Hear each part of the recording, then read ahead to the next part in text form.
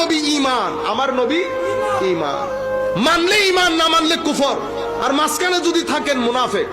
আরেক ব্যক্তি যদি পুরা জিন্দেগিতে নামাজ না পড়ে, আপনি তাকে কাফের বলতে পারবেন না। আপনি বলবেন আল্লাহর ইচ্ছা, ইচ্ছে করলে জান্নাত, ইচ্ছে করলে জাহান্নাম, কিন্তু তাকে জাহান্নাম দেবে। ধরেন আপনি যদি বলেন হুজুর এই ব্যক্তি সারা জীবন নামাজ পড়ে নাই, এই ব্যক্তির ব্যাপারে আপনার ফতোয়া কি? মুফতি সাহেব ফতোয়া কি দেবে জানেন? মুফতি সাহেব বলবে এই ব্যক্তির ব্যাপারে তো আমি জানি না, এমনিতে নামাজ না পড়লে ফাসেক হয়। হুজুর এই ব্যক্তি কি জান্নাতে যাবে? না, ওনার ব্যাপারে তো আমি জানি না, এমনিতে ফাসেক, ফাসেক জাহান্নামে যাবে, এরপরে জান্নাতে আসবে। হুজুর এই ব্যক্তি না, এই ব্যক্তির ফতোয়া তো আমি দিতে পারবো না। আমি এত সডং সডং করতেছি, একেবারে বহুত বুজুর্গ, আপনাদের মধ্যে জীর্ণ শীর্ণ লোক, আগে জান্নাতে সেই ব্যক্তি যাবে না, আমি যাব বলতে পারবেন আপনারা? এটা আল্লাহর কুদরতের হাতে। আল্লাহ এমন এমন ব্যক্তিকে এমন এমন কারণে মাফ করে দেবেন, হয়তো দুনিয়ার মধ্যে সেটা আপনার কাছে গণ্যের কারণ। এক ব্যক্তি, আমার নবী জান্নাতে ঘুরতেছে, দেখে এক ব্যক্তি জান্নাতের মধ্যে ঘুরতেছে মেরাজের সময়।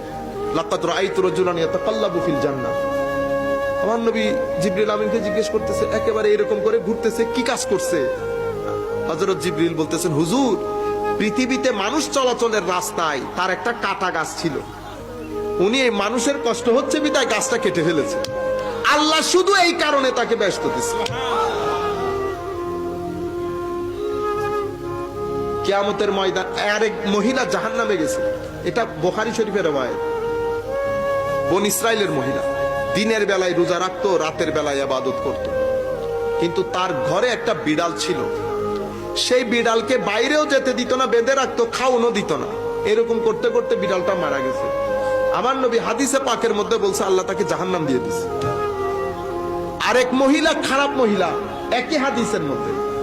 তো সেই ব্যক্তি তার খারাপ কাজ করে আসার সময় রাস্তার মধ্যে দেখেছে গরম একটা কুকুর জিব্বা বের করে দিয়েছে পানির তৃষ্ণায়। সেই মহিলার অন্তরে বড় দয়া আসছে। সে কি করেছে, মানে কূপ থেকে পানি নিয়ে তার মৌজাতে করে ওই কুকুরকে পান করাইছে। শুধু এতটুকুন কারণে আমার আল্লাহ তাকে জান্নাত দিয়েছে। আপনারা মাথায় রাখবেন, ঠাস করে পারলে বিড়ালকে, কুকুরকে গরম পানি মেরে দেন আপনারা, ঠিক না? এই কাজ কখনো করবেন না, জাহান্নাম ওয়াজিব হয়ে যাবে, জাহান্নাম। কারণ যাকে মারছেন ওইটাও কিন্তু আমার আল্লাহ সৃষ্টি, যেরকম আপনি আল্লাহ সৃষ্টি। আপনারা বুঝতে পেরেছেন? কুকুর, আপনারা গাছ একটা মেরে দিয়েছেন, কুকুর ল্যাংড়া হয়ে গেছে, কুকুরেরও কিন্তু ব্যথা লাগে।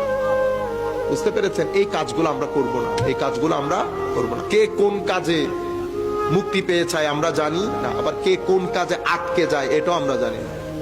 কিয়ামতের ময়দানে এক ব্যক্তিকে আল্লাহ মাফ করে দিচ্ছে।